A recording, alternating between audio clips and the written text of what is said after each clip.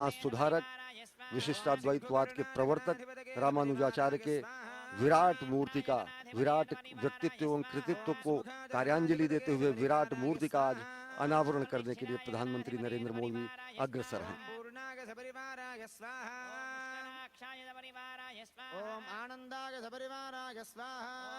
विशिष्टाद्वैत की अगर बात करें तो भगवान शंकर ने जब कहा अहम ब्रह्मास्मि, भगवान शंकर ने जब कहा तत् त्वम असि, यानी कि वह तुम हो, जब भगवान शंकर ने तादात्म्य की बात की, जब भगवान शंकर ने ब्रह्मात्मैक्य की बात की, तो समाज का एक ऐसा भी भक्त वर्ग था जो कि वो तादात्म्य इसलिए नहीं स्थापित कर पाया कि वह अपने को ब्रह्म सदृश नहीं मान सकता था। भगवान शंकर के सिद्धांत से आगे अद्वैत के ही सिद्धांत को विशिष्ट करते हुए, विशिष्ट रूप में मानते हुए विशिष्टाद्वैत का प्रवर्तन किया रामानुजाचार्य ने, जिसमें उन्होंने चित और अचित दोनों को सत माना, जिस दोनों की सत्ता को उन्होंने माना। ईश्वर जीव दोनों की सत्ता को मानते हुए, जगत की भी सत्ता को मानते हुए, जगत को मिथ्या नहीं कहते हैं रामानुजाचार्य अपने विशिष्टाद्वैत दर्शन में, और इन सब को सत्य मानते हुए भक्ति परायण होकर और शरणागति होकर भक्ति के मार्ग पर चलते हुए ईश्वर की प्राप्ति करना, और ईश्वर की प्राप्ति का जो उनका रूप है वो रूप है मोक्ष, और मोक्ष परमलोक गमन की जगह बंधन से मुक्ति, अज्ञान से मुक्ति। शंकराचार्य ने अज्ञान से मुक्ति को मोक्ष कहा, इन्होंने बंधन से मुक्ति को मोक्ष कहा। और बंधन से मुक्ति जो है, जो सांसारिक बंधन है, जो सांसारिक कर्म है, जो सांसारिक उपाय हैं, उनसे मुक्ति पाते हुए व्यक्ति को जब मोक्ष मिलता है तो मोक्ष के जो रूप होते हैं, सायुज्य, सामीप्य, सालोक्य, सारूप्य, ये अलग अलग रूप रहे, जबकि व्यक्ति जीव जो है वो अपने को परमात्मा जो परम अंश है, जो अविनाशी है, उसका अपने को अंश मानता हुआ जैसे जल समुद्र में जाकर विलीन हो जाती है और मिल जाती है, इस स्तर का मोक्ष क्या प्रतिपादन रामानुजाचार्य जी ने अपने विशिष्टाद्वैत मत के अंतर्गत किया। और अगर देखें तो हमारी संस्कृति भी ये कहती है, और ये दार्शनिक पक्ष रहा। सामाजिक पक्ष सबसे बड़ा जो रहा, उस सामाजिक पक्ष यह है कि रामानुजाचार्य ने अपने मत के जरिए दक्षिण भारत, उत्तर भारत में आज के 1000 साल पहले ऐसी सामाजिक कुरीतियां भी थी, तब समाज के अनेक वर्गों को मंदिर में प्रवेश का अधिकार नहीं दिया जाता था। उस अधिकार के लिए क्रांति दूत के रूप में रामानुजाचार्य जी प्रकट हुए, और उन्होंने एक कथा इनसे संदर्भित ये है कि जब गुरु ने इनको गुरु मंत्र दिया, नमो नारायण का महामंत्र दिया, अष्ट मंत्र उन्होंने दिया, अष्टाक्षरी मंत्र दिया, तो उन्होंने कहा कि आप इसको गुप्त रखें और इसको व्यक्त न करें, और यही आपके मोक्ष और बंधन मुक्ति का कारण होगा। प्रधानमंत्री नरेंद्र मोदी आज पहुंचे हैं इसी महापुरुष को श्रद्धांजलि देने के लिए, कार्यांजलि देने के लिए, श्रद्धा सुमन अर्पित करने के लिए, और साथ ही साथ यहाँ पर प्रधानमंत्री नरेंद्र मोदी आज उस प्रतिमा का अनावरण करेंगे जो कि 216 फीट ऊंची है और दिव्य धाम। स्वाहा ओम स्वाहा ओम स्वाहा ओम स्वाहा ओम स्वाहा ओम स्वाहा ओम स्वाहा ओम भूस्वाहा अग्निगेदम ओम भुवस्वाहा वायवेदम ओम सुवस्वाहा सूर्याहेदम ओम भूर्भुवस्वस्वाहा प्रजापतगेदम ओम अदितेन्वमग्गुस्थाः अनुमतेन्वमग्गुस्थाः सरस्वतेन्वमग्गुस्थाः प्रासावीः प्राणानागम्यः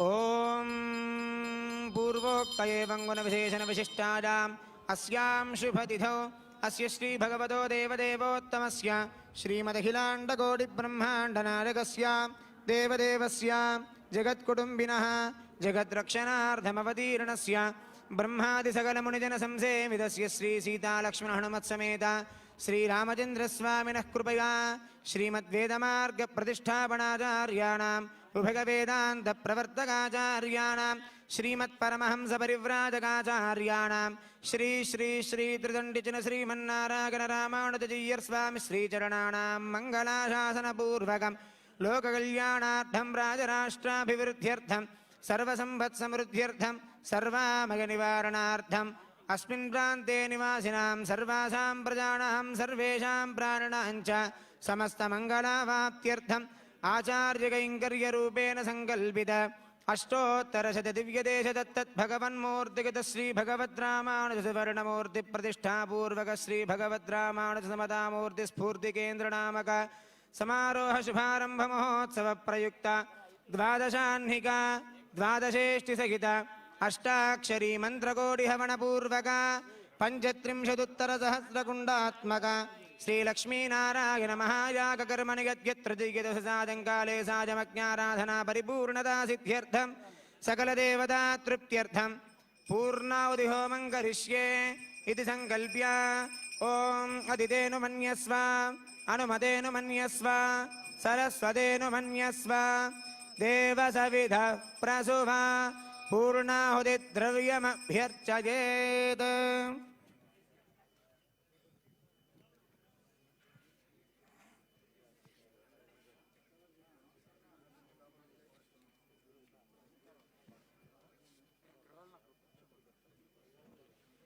జై శ్రీమన్నారాయణ. యాగశాలలో హోతలంతా ఎక్కడి వారు అక్కడే కూర్చోవలసిందిగా సూచన చేస్తున్నాం.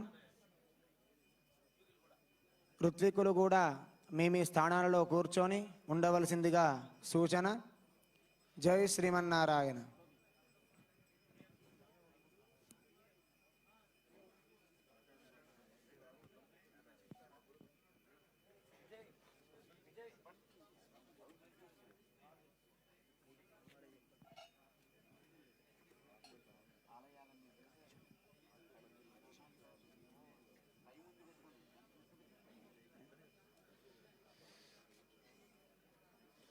जय श्रीमन्नारायण. जय जय प्रतिमा के श्रीमन्नारायण. अनावरण के लिए पहुंचेंगे। 216 फीट ऊंची ये प्रतिमा है और 54 फीट ऊंचा भद्रवेदी है। और ये भद्रवेदी जो है, ये भद्रवेदी इसलिए वहां पर बनाई गई है कि जिससे इस भव्य आकार को और दिव्य दिया जा सके। आप देख सकते हैं प्रधानमंत्री नरेंद्र मोदी धीरे धीरे इस प्रतिमा के शीर्ष बिंदु तक पहुंचने वाले हैं। उस शीर्ष बिंदु पर पहुंचने के बाद वहां पर पूजा अर्चना करेंगे। पूजा अर्चना करने के साथ साथ वहां पर आराधना करेंगे प्रधानमंत्री नरेंद्र मोदी और इस मूर्ति को लोकार्पण करेंगे समूचे राष्ट्र के लिए, समूची मानवता के लिए। विशिष्टाद्वैत की अगर बात करें तो आचार्य शंकर के बाद उन्हीं के अद्वैत सिद्धांत को तार्किक रूप से और शोधित करते हुए विशिष्टाद्वैत का प्रवर्तन किया रामानुजाचार्य ने। और दक्षिण भारत और उत्तर भारत में तत्कालीन सामाजिक कुरीतियों का भी उन्मूलन उन्होंने किया। रामानुजाचार्य जी की ही शिष्य परंपरा में रामानंद रहे। रामानंद जी की ही शिष्य परंपरा में कबीर, रैदास और तुलसीदास जैसे महान विभूतियों का नाम है। और अगर देखें तो इन पूरे के पूरे भारतीय इतिहास में भक्ति आंदोलन की अगर जो बात करते हैं उसके प्रवर्तक के रूप में भी रामानुजाचार्य को देखा जा सकता है। और बेहद विहंगम दृश्य, सूर्य अस्ताचल की ओर, समूचा नभ इस समय इस अद्भुत विहंगम क्षण का साक्षी बनने के लिए समूचा क्षेत्र यहाँ पर हजारों की संख्या में लोग मौजूद हैं। और विश्व कल्याण की कामना करते हुए, वसुधैव कुटुंबकम की कामना को साकार करते हुए, संगच्छध्वम संवद्धध्वम सम वो मनांसी जानताम की संकल्पना को साकार करते हुए और अंततः राष्ट्र निर्माण में सबका साथ, सबका विकास, सबका विश्वास और सबका प्रयास के सिद्धांत को चरितार्थ करते हुए इस समय प्रधानमंत्री नरेंद्र मोदी धर्मपरायण स्वरूप में पहुंच रहे हैं। विशिष्टाद्वैतवाद के प्रवर्तक, संत, महापुरुष, महान समाज सुधारक रामानुजाचार्य की प्रधानमंत्री इस समय भद्रवेदी पर पहुंच चुके हैं। और आप देख सकते हैं कि किस तरीके से 36 हाथियों को इस भद्रवेदी पर स्थापित किया गया है। और इस स्वर्ण कमल जैसी सदृश पंखुड़ियों पर भगवान की ये पूरी मूर्ति है। और भगवान रामानुजाचार्य यहाँ पर पद्मासन की मुद्रा में है और विशिष्ट मुद्रा उनकी जो है वो आराधना करती हुई मुद्रा है। और अपने आप में ये मूर्ति और ये पूरा का पूरा प्रांगण, पूरा का पूरा परिसर विशिष्ट रूप में अलौकिक और आध्यात्मिक संचेतना से आपको भर देगा यहाँ पर आने पर। और भगवान रामानुजाचार्य के जो वहाँ पर प्रतिरूप है, इस मूर्ति के नीचे एक छोटा प्रतिरूप रखा गया है, उसकी आराधना कर रहे हैं और पुष्पांजलि अर्पित कर रहे हैं। कार्यांजलि के रूप में राष्ट्र निर्माण करते हैं प्रधानमंत्री नरेंद्र मोदी। धर्म परायण रूप में, भारत भारतीयता के ध्वजवाहक के रूप में, सनातन संस्कृति के संवाहक के रूप में इस समय पुष्पांजलि अर्पित कर रहे हैं रामानुजाचार्य जी को, जो कि भारत में सामाजिक कुरीतियों को समाप्त करने वाले, समता के सिद्धांत को स्थापित करने वाले और साथ ही साथ सभी का एक समान ईश्वर और भक्त के बीच के सभी अवरोधों को समाप्त करने वाले क्रांति दूत के रूप में रहे रामानुजाचार्य।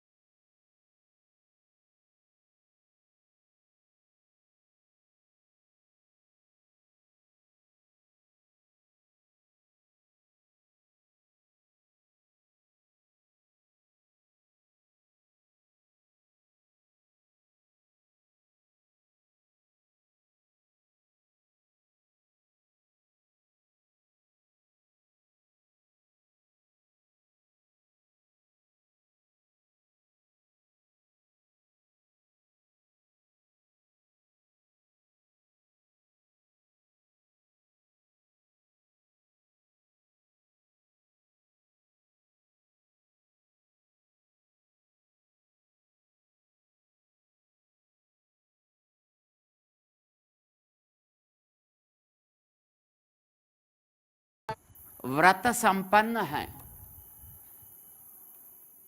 हमने सुना और देखा,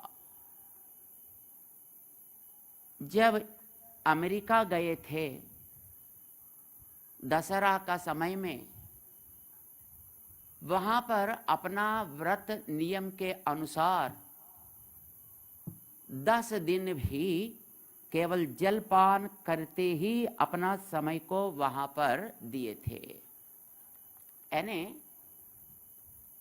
धर्म का पालन करने में और अपना वैदिक नियमों को पालन करने में ये कटिबद्ध होते हैं। यहाँ पर जब आए, वैदिक कार्यक्रम में भाग लेने के लिए जो वैदिक स्वरूप से रहना है, उसको वो प्रेम से स्वीकार किए हैं। ये भी उनका व्रत निष्ठा को दिखाती है। और श्री रामचंद्र भगवान अप्रदृश्य वैभव रहने वाला है, यानी पराक्रम से जो जो काम करना है उसको अवश्य ही करके दिखा सकेंगे। हमारे प्रीतम प्रधानी नरेंद्र मोदी जी भी अप्रदृश्य है। पराक्रम से देश को अपनी दुनिया में सबसे आगे और सबसे ऊंचाई में रखने के लिए कटिबद्ध होकर अपनी सेना को महत्व और सार्वभौमत्व दिए हैं। देश में रहने वाले गर्व से मैं भारत हूं, मैं हिंदू हूं, ऐसा अपने दिल में हाथ रखकर कहने का ताकत ये आने के बाद ही हुआ है। गर्व से अब सिर उठाकर हम रह सकते हैं। न केवल हम, मां भारती भी इनका आगमन के बाद ही काश्मीर रूप अपने सिर को उठाकर मुस्कुराते दर्शन दे रही है। ये इनका अप्रदृश्य शक्ति को दिखाता है। संसार में अपने देश में रहने वाले हर प्रकार की जनता, चाहे वो कोई भी हो, वो सब मिलकर सबके साथ और सबका विकास की नारा से ये देश को आगे बढ़ा रहे हैं। जैसा रामचंद्र भगवान सबको एक कुटुंब बनाकर अपना स्थान को इतिहास में शाश्वत रखे हैं। श्रीमान माननीय मोदी जी भी वैसे ही गुणों से पूर्ण रहते हुए अपना भारत का महत्व को दुनिया में सिर झुकाकर, सिर उठाकर रहने के लिए जो भी करना है वो सब करके दिखा रहे हैं। और उनके अलावा कौन इसी समता मूर्ति को अनावरण करने के लिए अधिकारी बनते हैं? वे प्यार से यहाँ तक प्रयास करके आकर आज भगवद रामानंद स्वामी जी की समता मूर्ति का अनावरण किए हैं। उसके लिए हम बहुत बहुत आभारी हैं। श्री रामानंद स्वामी जी महाराज का एक स्टैम्प वो लोकार्पण करने के समय में श्रीमान मोदी जी 40 मिनट तक रामानुजाचार्य स्वामी जी महाराज की समता स्फूर्ति के बारे में अत्यंत महत्वपूर्ण विषय को वो बताए थे। और ऐसा महान विभूति के अलावा श्री रामानुजाचार्य स्वामी जी महाराज की इसी समता मूर्ति का अनावरण करने के लिए अधिकारी कौन बनते हैं? वे यहाँ पधार कर अभी इस कार्यक्रम करके अपना देश का महत्व को बढ़ाएं, जिसके लिए हम उनके स्वागत समर्पण करते हुए इस सु अवसर पर यहाँ पर पधारे सो हमारे केंद्र मंत्री श्रीमान किशन रेड्डी जी को आह्वान करेंगे। इस शुभ अवसर पर 2 शब्द आप इस स्वागत समर्पण के रूप में अर्पण करें। श्रीमान किशन रेड्डी जी।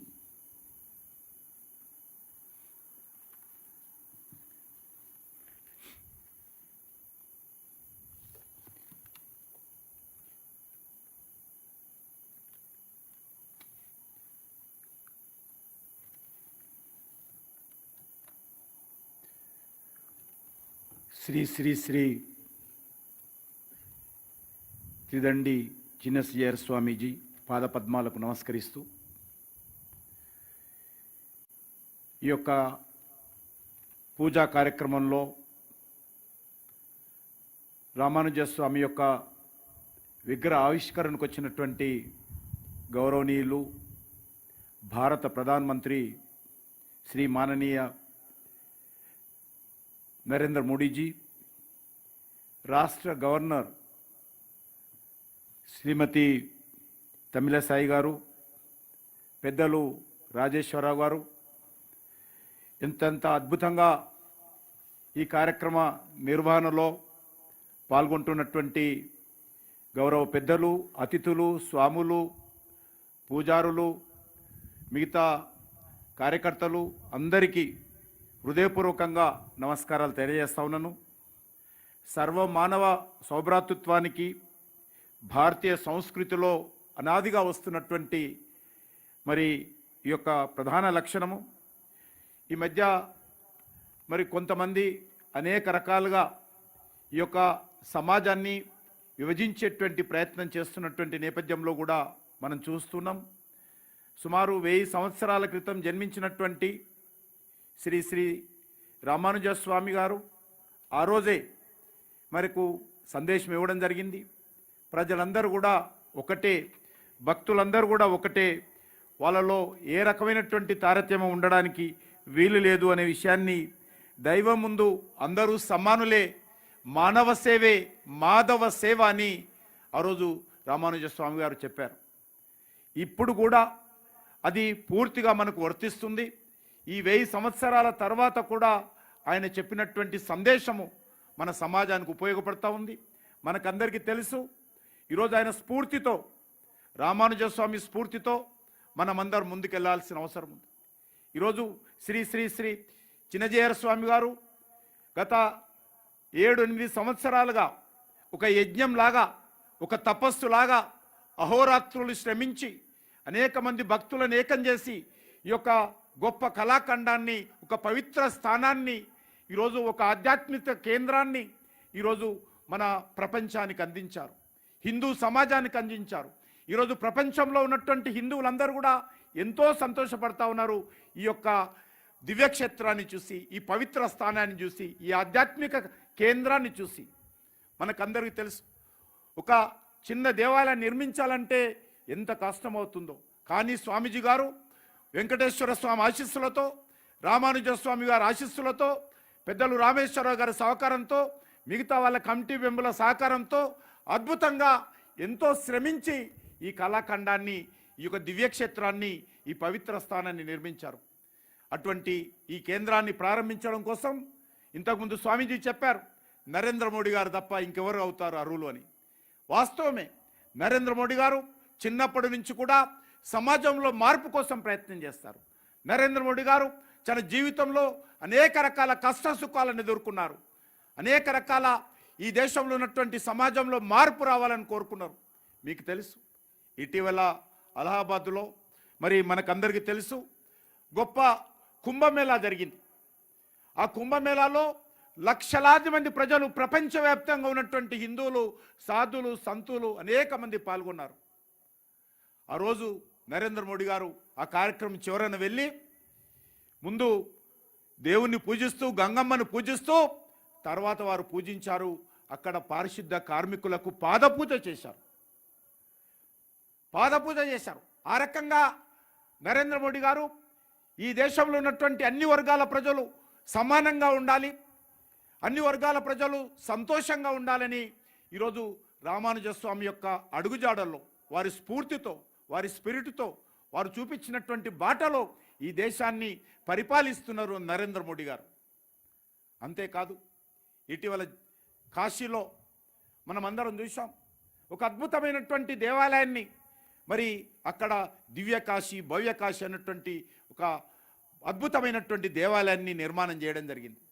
అక్కడ కూడా చాలా తక్కువ సమయంలో ఆ దేవాలయం నిర్మాణం చేసినటువంటి కార్మికులందరినీ కలిసి వాళ్ళతో కలిసి భోజనం చేశారు నరేంద్ర మోడీ గారు. అంటే ఈరోజు మనం అర్థం చేసుకోవాల్సింది, రామానుజ స్వామి గారు ఏదైతే చెప్పారో ఆ రోజు, ఈరోజు మనమందరం కూడా దాన్ని పాటించాల్సిన అవసరం ఉంది. అదే స్ఫూర్తితో నరేంద్ర మోడీ గారు గత 7 సంవత్సరాలుగా పరిపాలన చేస్తూ ఉన్నారు. పేద ప్రజలందరికీ ఈరోజు టాయిలెట్ నిర్మాణం చేయాలి, పేద ప్రజలందరికీ బ్యాంక్ అకౌంట్స్ ఇవ్వాలి, పేద ప్రజలందరూ కూడా ఇటీవల కరోనా వచ్చినప్పుడు 2,60,000 కోట్ల రూపాయలతో పేద ప్రజలందరికీ అన్నం పెట్టారు కేంద్ర ప్రభుత్వం తరఫున. అది ఈరోజు మనకు ఇవన్నీ నిర్వహిస్తూ ఉన్నారంటే రామానుజ స్వామి చూపించినటువంటి బాట, వారు ఇచ్చినటువంటి సందేశము మనం ఈరోజు అమలు చేస్తూ ఉన్నాము. అదేవిధంగా ఈరోజు మరి చిన్నజీయర్ స్వామి గారు అనేకమైనటువంటి ఎడ్యుకేషన్ ఇన్స్టిట్యూషన్స్, విద్యా సంస్థలు, ప్రార్థనా మందిరాలు, దేవాలయాలు గ్రామీణ ప్రాంతాలలో, గిరిజన ప్రాంతాలలో, షెడ్యూల్ క్యాస్ట్ బస్తీలలో, బడుగు బలైన వర్గాల బస్తీలలోకి వెళ్ళి అందరినీ సమానత్వం కోసం, అందరినీ ఐక్యం చేయడం కోసం కృషి చేసినటువంటి గొప్ప మహానుభావుడు. నిజంగా మనకందరికీ ఈరోజు చిన్నజీయర్ స్వామి గారు మనకందరికీ ఇంత భవ్య మందిర నిర్మాణంలో కీలక పాత్ర పోషించి వారి యొక్క మరి ఆలోచన విధానంతో ఈ క్షేత్రాన్ని మనకు అందించడము నిజంగా మనందరము సంతోషపడాల్సిన అవసరము. నేను ప్రత్యేకంగా, మనకు తెలుసు, స్టాచ్యూ ఆఫ్ మరి యూనిటీ నరేంద్ర మోడీ గారు అహ్మదాబాద్లో సర్దార్ వల్లభాయ్ పటేల్ విగ్రహాన్ని ప్రారంభించారు. ఈరోజు స్టాచ్యూ ఆఫ్ ఈక్వాలిటీ మరి ఇక్కడ మన చిన్నజీయర్ స్వామి గారు ప్రతిష్ఠించారు. మన హైదరాబాద్కు సర్దార్ పటేల్ ఎంత ముఖ్యమో మనకు తెలుసు. మన స్వాతంత్రం రావడం కోసం, 3 రంగుల జెండా ఎగరడం కోసం సర్దార్ పటేల్ ఆ రోజు 1 సంవత్సరం ఆలస్యంగా మన స్వాతంత్రం తీసుకురావడంలో మనకు సర్దార్ పటేల్ సహకరించారు. ఈరోజు ప్రజలందరూ కూడా సమానంగా ఉండాలి, దేవుడి ముందు అందరూ సమానులే అనేటువంటి భావనతో ఈరోజు ఈ యొక్క రామానుజ స్వామి యొక్క విగ్రహాన్ని స్టాచ్యూ ఆఫ్ ఈక్వాలిటీ పేరుతో ఈరోజు చిన్నజీయర్ స్వామి గారి యొక్క ఆశీస్సులతో నరేంద్ర మోడీ గారు పూజా కార్యక్రమంతో ఈరోజు మనం ఆవిష్కరించుకోవడం జరిగింది. కాబట్టి ఈ హైదరాబాద్ నగరం రానున్న రోజుల్లో ప్రపంచ చిత్రపటంలో, మరి ప్రపంచానికి సంబంధించినటువంటి పర్యాటక రంగంలో ఒక కేంద్రంగా ఇది నిలవబోతా ఉంది. మరి ఈ సందర్భంగా నేను మరొకసారి స్వామీజీ పాదపద్మాలకు నమస్కరిస్తూ దీన్ని సహకరించినటువంటి ప్రతి ఒక్కరికి నా తరఫున, ప్రభుత్వం తరఫున, కేంద్ర ప్రభుత్వం తరఫున అందరికీ హృదయపూర్వకమైనటువంటి ధన్యవాదాలు, కృతజ్ఞతలు తెలియజేసుకుంటూ దేశ ప్రజలు, హిందువులు తప్పకుండా ఈ యొక్క పుణ్యక్షేత్రాన్ని, ప్రపంచంలో ఉన్నటువంటి హిందువులందరూ కూడా ఈ పుణ్యక్షేత్రాన్ని దర్శించుకుంటారు, ఈ యొక్క రామానుజ స్వామి యొక్క ఆశీస్సులు పొందుతారు. జీవితంలో ప్రతి ఒక్కరు కూడా ఏ రకంగానైతే కాశీ వెళ్ళాలో, ఏ రకంగానైతే వెంకటేశ్వర స్వామి దర్శనం చేసుకోవాలో, అదేవిధంగా రానున్న రోజుల్లో ఈ దివ్యక్షేత్రాన్ని, ఈ ఆధ్యాత్మిక కేంద్రాన్ని కూడా తప్పకుండా దర్శించుకుంటారు. ఆ దిశలో కేంద్ర ప్రభుత్వం తరఫున అన్ని రకాలుగా దేశంలో, ప్రపంచంలో ఉన్నటువంటి హిందువులు రావడం కోసం అన్ని రకాలుగా మేము ప్రయత్నం చేస్తాము. స్వామివారి ఆశీస్సులతో ముందుకు తీసుకెళ్తామని కోరుకుంటూ మరొకసారి ఈ అవకాశాన్ని కల్పించినటువంటి స్వామివారికి, మిగతా పెద్దలందరికీ హృదయపూర్వకమైనటువంటి కృతజ్ఞతలు తెలియజేసుకుంటూ సెలవు తీసుకుంటున్నాను. జై శ్రీమన్నారాయణ.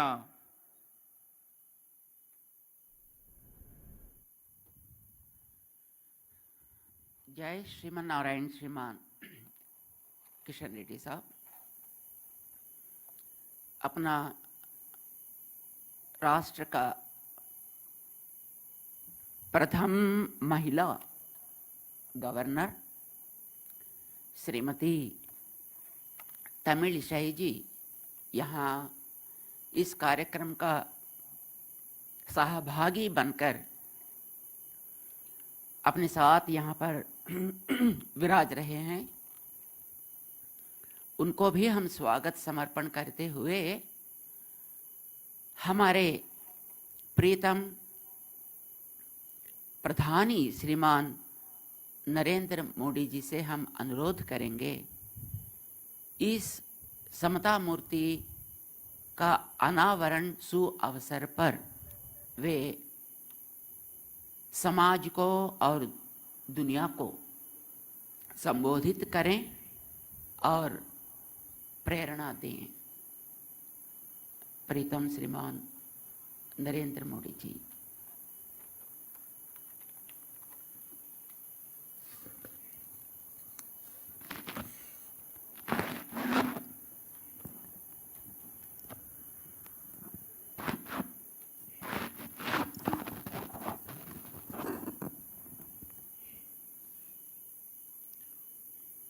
ओम असमत गुरुभ्यो नमः।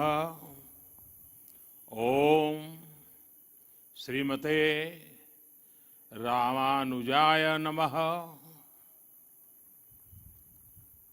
कार्यक्रम में हमारे साथ उपस्थित तेलंगाना की राज्यपाल डॉक्टर तमिलिसाई जी, पूज्य श्री जीयर स्वामी जी, केंद्रीय मंत्रिमंडल के मेरे सहयोगी श्री जी कृष्ण रेड्डी जी, श्रीमान डॉक्टर रामेश्वर राव जी, भागवत विभूतियों से संपन्न सभी पूज्य संतगण, देवी और सज्जनों, आज मां सरस्वती की आराधना के पावन पर्व वसंत पंचमी का शुभ अवसर है। मां शारदा की विशेष कृपा अवतार श्री रामानुजाचार्य जी की प्रतिमा इस अवसर पर स्थापित हो रही है। मैं आप सभी को वसंत पंचमी की भी शुभकामनाएं देता हूं। मैं मां सरस्वती से ये प्रार्थना करता हूं कि जगतगुरु रामानुजाचार्य जी का ज्ञान विश्व का पथ प्रदर्शन करे। साथियों, हमारे यहां कहा गया है, ध्यान मूलम गुरु मूर्ति, ध्यान मूलम गुरु मूर्ति, अर्थात हमारे गुरु की मूर्ति ही हमारे ध्यान का केंद्र है, क्योंकि गुरु के माध्यम से ही हमारे लिए ज्ञान प्रकट होता है। जो अबोध है हमें उसका बोध होता है। अप्रकट को प्रकट करने की ये प्रेरणा, सूक्ष्म को भी साकार करने का ये संकल्प, यही भारत की परंपरा रही है। हमने हमेशा उन मूल्यों और विचारों को आकार दिया है जो युगों युगों तक मानवता को दिशा दिखा सके। आज एक बार फिर जगत गुरु श्री रामानुजाचार्य जी की इस भव्य विशाल मूर्ति के जरिए भारत मानवीय ऊर्जा और प्रेरणाओं को मूर्त रूप दे रहा है। रामानुजाचार्य जी की ये प्रतिमा उनके ज्ञान, वैराग्य और आदर्शों की प्रतीक है। मुझे विश्वास है ये प्रतिमा न केवल आने वाली पीढ़ियों को प्रेरणा देगी, बल्कि भारत की प्राचीन पहचान को भी मजबूत करेगी। मैं आप सभी को, सभी देशवासियों को और पूरे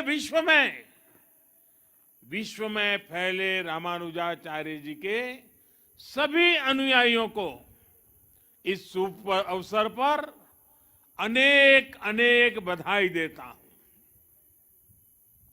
साथियों, अभी मैं 108 दिव्य देशम मंदिरों के दर्शन करके आ रहा हूं। आलवार संतों ने जिन 108 दिव्य देशम मंदिरों का दर्शन पूरे भारत में भ्रमण करके किया था, कुछ वैसा ही सौभाग्य मुझे आज श्री रामानुजाचार्य जी की कृपा से यही मिल गया।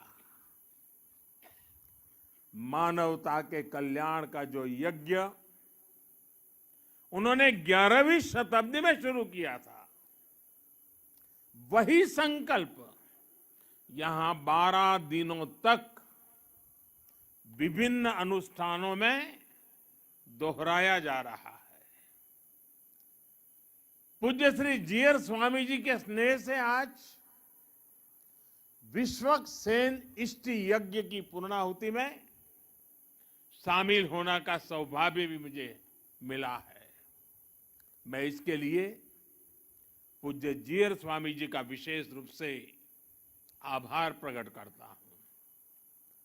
उन्होंने मुझे बताया है कि विश्वक्सेन इष्टि यज्ञ संकल्पों और लक्ष्यों की पूर्ति का यज्ञ है।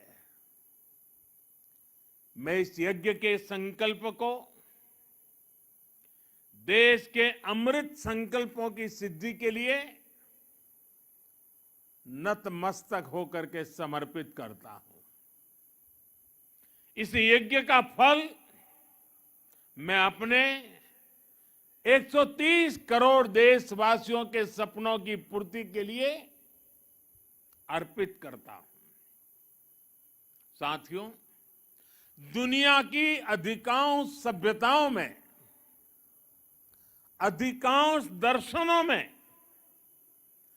किसी विचार को या तो स्वीकार किया गया है या फिर उसका खंडन किया गया है। लेकिन भारत एक ऐसा देश है जिसके मनीषियों ने ज्ञान को खंडन, मंडन, स्वीकृति, अस्वीकृति इससे ऊपर ही उठा करके देखा।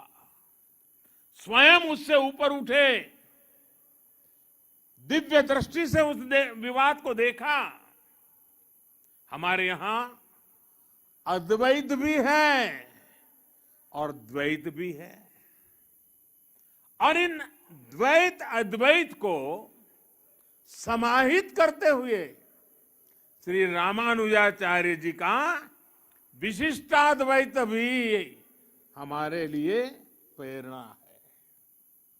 रामानुजाचार्य जी के ज्ञान की एक अलग भव्यता है। साधारण दृष्टि से जो विचार परस्पर विरोधाभासी लगते हैं, रामानुजाचार्य जी उन्हें बड़ी सहजता से एक सूत्र में पिरो देते हैं। उनके ज्ञान से, उनकी व्याख्या से सामान्य मानवी भी उससे जुड़ जाता है। आप देखिए, एक और रामानुजाचार्य जी के भाष्यों में ज्ञान की पराकाष्ठा है, तो दूसरी ओर वे भक्ति मार्ग के जनक भी हैं। एक और वो समृद्ध संन्यास परंपरा के संत भी हैं, और दूसरी ओर गीता भाष्य में कर्म के महत्व को भी अत्यंत उत्तम रूप में प्रस्तुत करते हैं।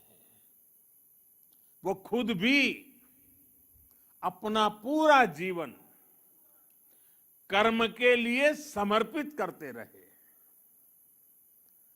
रामानुजाचार्य जी ने संस्कृत ग्रंथों की भी रचना की और तमिल भाषा को भी भक्ति मार्ग में उतना ही महत्व दिया।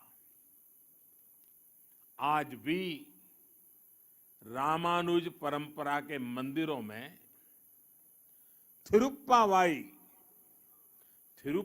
के पाठ के बिना शायद ही कोई अनुष्ठान पूरा होता हो। साथियों, आज जब दुनिया में सामाजिक सुधारों की बात होती है, प्रगतिशीलता की बात होती है, तो माना जाता है कि सुधार जड़ों से दूर जाकर ही होगा।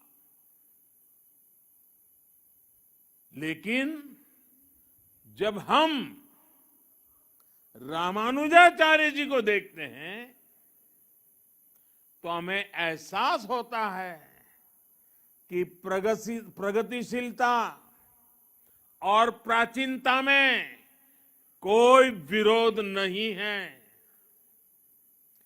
ये जरूरी नहीं है कि सुधार के लिए अपनी जड़ों से दूर जाना पड़े, बल्कि जरूरी ये है कि हम अपनी असली जड़ों से जुड़े, अपनी वास्तविक शक्ति से परिचित हो। आज से 1000 साल पहले तो रूढ़ियों का दबाव, अंधविश्वास का दबाव कल्पना के बाहर कितना ज्यादा रहा होगा। लेकिन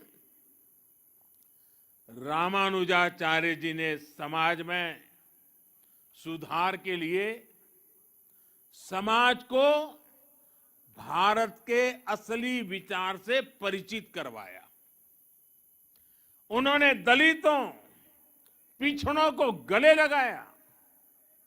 उस समय जिन जातियों को लेकर कुछ और भावना थी, उन जातियों को उन्होंने विशेष सम्मान दिया।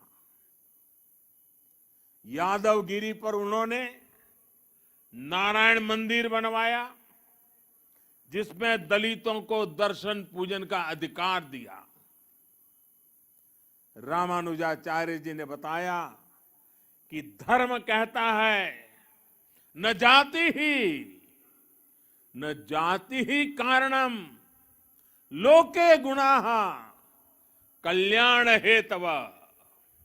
अर्थात संसार में जाति से नहीं, गुणों से कल्याण होता है।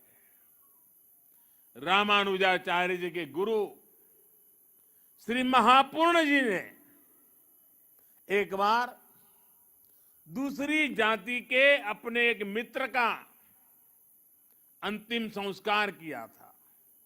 उस समय रामानुजाचार्य जी ने लोगों को भगवान श्री राम की याद दिलाई थी।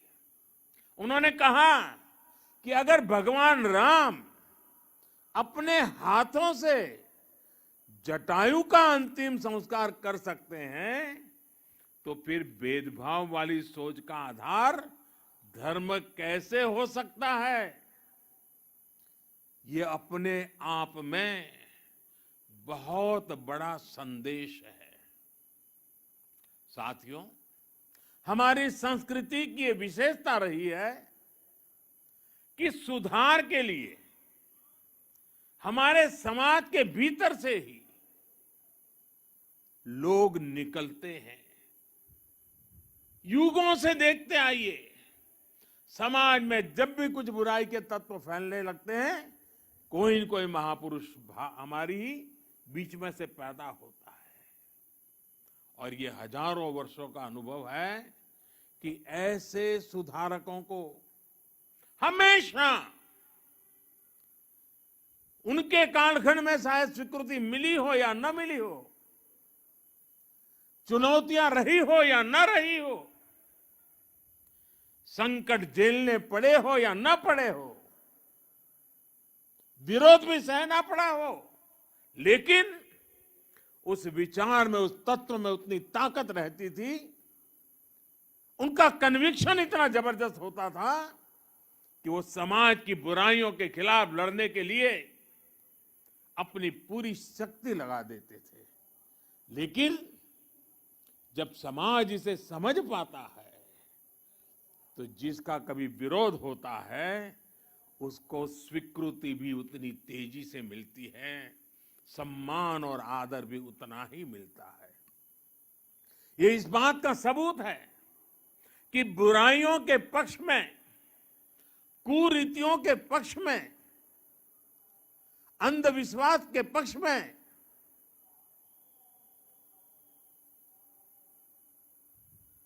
इन जनरल हमारे समाज में सोशल सैंक्शन नहीं होता है। जो बुराई से लड़ते हैं, जो समाज को सुधारते हैं, हमारे यहां उन्हें ही मान और सम्मान मिलता है। भाइयों और बहनों, आप सब लोग रामानुजाचार्य जी के जीवन के विभिन्न आयामों से परिचित है। वो समाज को सही दिशा देने के लिए अध्यात्म के संदेशों का भी प्रयोग करते थे और व्यावहारिक जीवन का भी। जाति के नाम पर जिनके साथ भेदभाव होता था, रामानुजाचार्य जी ने उन्हें नाम दिया थिरुकुलथार, यानी लक्ष्मी जी के कुल में जन्म लेने वाला श्रीकुल या देवीय जन। वो स्नान करके आते समय अपने शिष्य धनुर्दास के कंधे पर हाथ रखकर आते थे। ऐसा करके रामानुजाचार्य जी छुआछूत की बुराई को मिटाने का संकेत देते थे। यही वजह थी कि बाबा साहब आंबेडकर जैसे समानता के आधुनिक नायक भी रामानुजाचार्य जी की भरपूर प्रशंसा करते थे और समाज को भी कहते थे कि अगर सीखना है तो रामानुजाचार्य जी की शिक्षा से सीखो।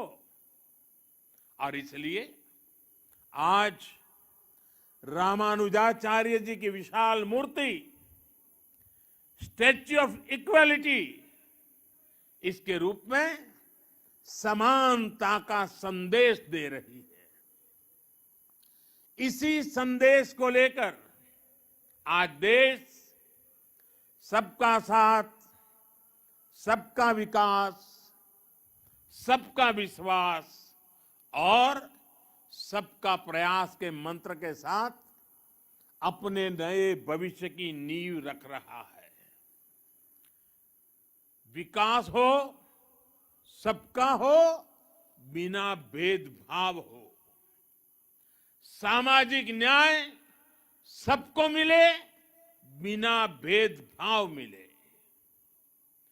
जिन्हें सदियों तक प्रताड़ित किया गया, वो पूरी गरिमा के साथ विकास के भागीदार बने।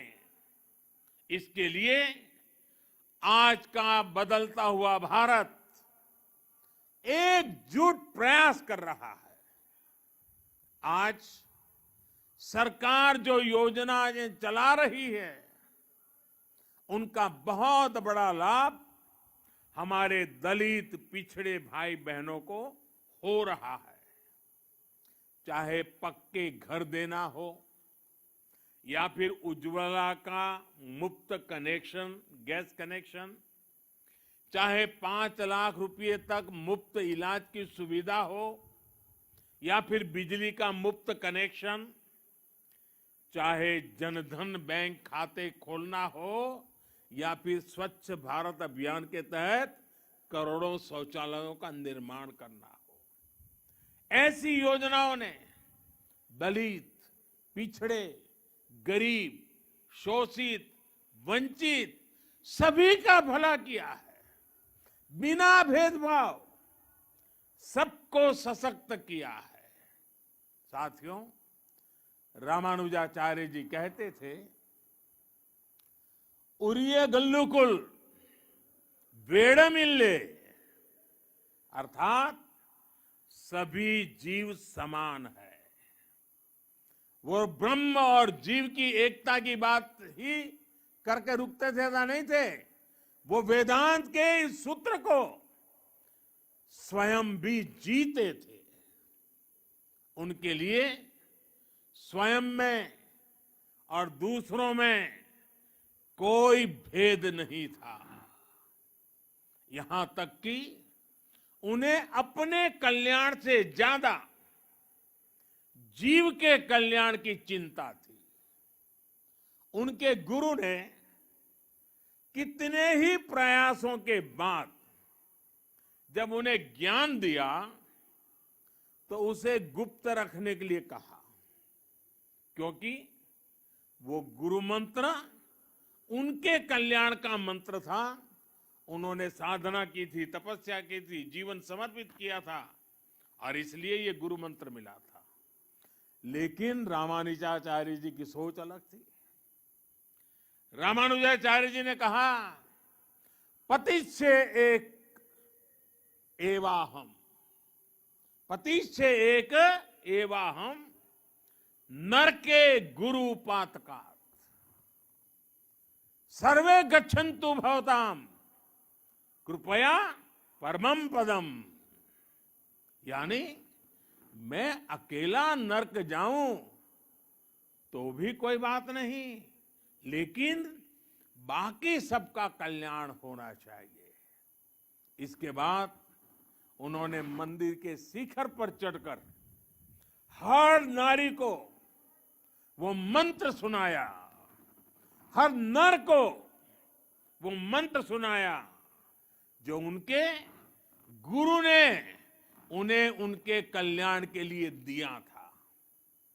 समानता का ऐसा अमृत रामानुजाचार्य जी जैसा कोई महापुरुष ही निकाल सकता था, जिसने वेद वेदांत का वास्तविक दर्शन किया हो।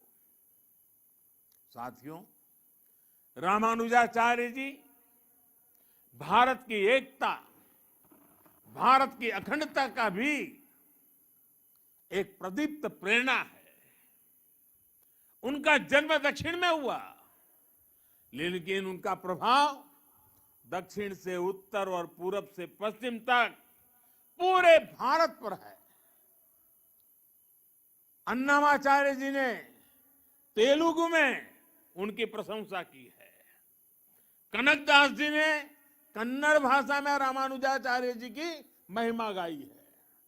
गुजरात और राजस्थान में अगर आप जाएंगे तो वहां भी अनेक संतों के उपदेशों में रामानुजाचार्य जी के विचारों की सुगंध में महसूस होती है। और उत्तर में रामानंदीय परंपरा के गोस्वामी तुलसीदास जी से लेकर कबीरदास तक हर महान संत के लिए रामानुजाचार्य परम गुरु है। एक संत कैसे अपनी आध्यात्मिक ऊर्जा से पूरे भारत को एकता के सूत्र में पिरो देता है, रामानुजाचार्य जी के जीवन में हम ये देख सकते हैं। इसी आध्यात्मिक चेतना ने गुलामी के सैकड़ों वर्षों के कालखंड में भारत की चेतना को जागृत रखा था। साथियों, ये भी एक सुखद संयोग है। श्री रामानुजाचार्य जी पर ये समारोह उसी समय में हो रहा है जब देश अपनी आजादी के 75 साल मना रहा है। आजादी के अमृत महोत्सव में हम स्वाधीनता संग्राम के इतिहास को याद कर रहे हैं। आज देश अपने स्वाधीनता सेनानियों को कृतज्ञ श्रद्धांजलि दे रहा है। अपने इतिहास से हम अपने भविष्य के लिए प्रेरणा ले रहे हैं, ऊर्जा ले रहे हैं। इसलिए अमृत महोत्सव का यह आयोजन आजादी की लड़ाई के साथ साथ हजारों सालों की भारत की विरासत को भी समेटे हुए हैं। हम जानते हैं भारत का स्वाधीनता संग्राम केवल अपनी सत्ता और अपने अधिकारों की लड़ाई भर नहीं था। इस लड़ाई में एक तरफ अपनी वैश्विक मानसिकता थी तो दूसरी तरफ जी और जीने दो का विचार था। इसमें एक और ये नस्लीय श्रेष्ठता और भौतिकवाद का उन्माद था तो दूसरी ओर मानवता और आध्यात्म में आस्था थी। और इस लड़ाई में भारत विजयी हुआ, भारत की परंपरा विजयी हुई। भारत के स्वाधीनता संग्राम में समानता, मानवता और अध्यात्म की वो ऊर्जा भी लगी थी जो भारत को रामानुजाचार्य जी जैसे संतों से मिली थी। क्या हम गांधी जी के बिना अपने स्वाधीनता संग्राम की कल्पना कर सकते हैं? और क्या हम अहिंसा और सत्य जैसे आदर्शों के बिना गांधी जी की कल्पना कर सकते हैं? आज भी गांधी जी का नाम आते ही वैष्णवजन तो तेने रे कहिए ये धुन हमारे अंतर मन में बजने लगती है। इसके रचयिता नरसिंह मेहता जी रामानुजाचार्य जी की भक्ति परंपरा के ही महान संत थे। इसलिए हमारी आजादी की लड़ाई को जिस तरह हमारी आध्यात्मिक चेतना ऊर्जा दे रही थी, वही ऊर्जा आजादी के 75 साल में हमारे अमृत संकल्पों को भी मिलनी चाहिए। और आज जब मैं भाग्यनगर में हूं, हैदराबाद में हूं, तो सरदार पटेल जी का विशेष उल्लेख जरूर करूंगा। वैसे किशन रेड्डी जी ने अपने वक्तव्य में बड़ा विस्तार से उसके लिए कहा। भाग्यनगर का कौन ऐसा भाग्यशाली होगा, कौन ऐसा हैदराबादी होगा जो सरदार पटेल की दीर्घ दृष्टि, सरदार पटेल का सामर्थ्य और हैदराबाद के आन बान शान के लिए सरदार साहब की कूटनीति को न जानता हो। आज देश में एक और सरदार साहब की स्टैच्यू ऑफ यूनिटी एकता की शपथ दोहरा रही है, तो रामानुजाचार्य जी की स्टैच्यू ऑफ इक्वालिटी समानता का संदेश दे रही है। यही एक राष्ट्र के रूप में भारत की चीर पुरातन विशेषता है। हमारी एकता सत्ता या शक्ति की बुनियाद पर नहीं खड़ी होती। हमारी एकता समानता और समादर इस सूत्र से सृजित होती है। और साथियों, आज जब मैं तेलंगाना में हूं तो इस बात का जिक्र भी जरूर करूंगा कि कैसे तेलुगु कल्चर ने भारत की विविधता को सशक्त किया है। तेलुगु कल्चर की जड़ों का विस्तार सदियों में फैला हुआ है। अनेक महान राजा रानियां इसके ध्वजवाहक रहे हैं। सातवाहन हो, काकातिया हो या विजयनगर साम्राज्य, सभी ने तेलुगु संस्कृति की पताका को बुलंद किया। महान कवियों ने तेलुगु संस्कृति को समृद्ध किया है। पिछले वर्ष ही तेलंगाना में स्थित 13वीं शताब्दी के काकातिया रुद्रेश्वर रामाप्पा मंदिर को यूनेस्को विश्व धरोहर स्थल घोषित किया गया है। वर्ल्ड टूरिज्म ऑर्गेनाइजेशन ने पोचमपल्ली को भी भारत के सबसे बेहतरीन टूरिज्म विलेज का दर्जा दिया है। पोचमपल्ली की महिलाओं का हुनर पोचमपल्ली साड़ियां के रूप में विश्व विख्यात है। ये वो संस्कृति है जिसने हमें हमेशा सद्भाव, भाईचारा और नारी शक्ति का सम्मान करना सिखाया है। तेलुगु संस्कृति की इस गौरवशाली परंपरा को आज तेलुगु फिल्म इंडस्ट्री भी पूरे आन बान शान से आगे बढ़ा रही है। तेलुगु सिनेमा का दायरा सिर्फ उतना ही नहीं है जहां तेलुगु बोली जाती है, इसका विस्तार पूरे विश्व में है। सिल्वर स्क्रीन से लेकर ओटीटी प्लेटफॉर्म्स तक इस क्रिएटिविटी की चर्चा छाई हुई है। भारत के बाहर भी खूब प्रशंसा हो रही है। तेलुगु भाषी लोगों का अपनी कला और अपनी संस्कृति के प्रति ये समर्पण सभी के लिए प्रेरणा समान है। साथियों, आजादी के 75वें वर्ष में इस अमृत काल में श्री रामानुजाचार्य जी की ये प्रतिमा प्रत्येक देशवासी को निरंतर प्रेरित करेगी। मुझे पूरा भरोसा है आजादी के अमृत काल में हम उन कुरीतियों को भी पूरी तरह समाप्त कर पाएंगे जिन्हें खत्म करने के लिए श्री रामानुजाचार्य जी ने समाज को जागृत किया था। इसी भाव के साथ पूज्य स्वामी जी का आदर पूर्वक धन्यवाद करते हुए इस पवित्र अवसर में हिस्सेदार बनने के लिए आपने मुझे अवसर दिया। मैं आपका बहुत आभारी हूं। विश्व भर में फैले हुए प्रभु रामानुजाचार्य जी के विचारों से प्रभावित, प्रेरित हर किसी को मैं अनेक अनेक शुभकामनाएं देता हूं। मेरी वाणी को विराम देता हूं। आप सबका बहुत बहुत धन्यवाद।